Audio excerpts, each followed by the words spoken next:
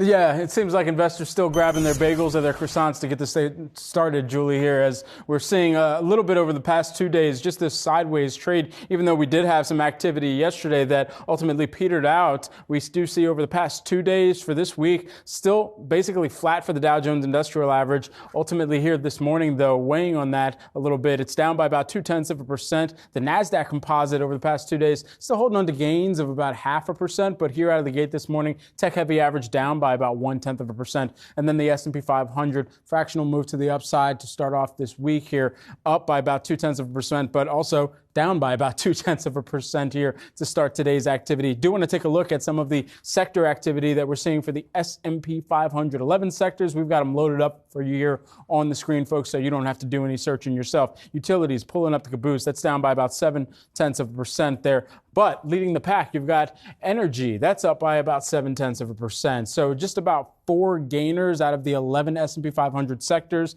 at this point in time. The NASDAQ 100, you're seeing some mixed activity there, but a lot of red on this screen here. We'll give you a good view of this heat map here. Bringing up the caboose there, you've got ASML. That's down by about 2.9% right now, as well as some of the other chip names that we're tracking. AMD is actually down by about 1.25% here, and that is one of the worst performers in the NASDAQ 100 here. However, I was just trying to click on Zoom there a moment ago. All right, so it's not going to highlight for me. But anyway, you see Applied Materials and ticker symbol ZM. Let's just try it one more time. Third time's the charm, maybe not today. All right, we'll come back to it later on, Julie. But that's what we're seeing out of the gate here for some of those mega tech stocks as well here. Just taking a look at Apple, Amazon, Microsoft, Google, all down to start the day, Julie. Yeah, and Tesla keeps going up ahead of that investor day. I know we're going to be talking much more about that over the next couple of days.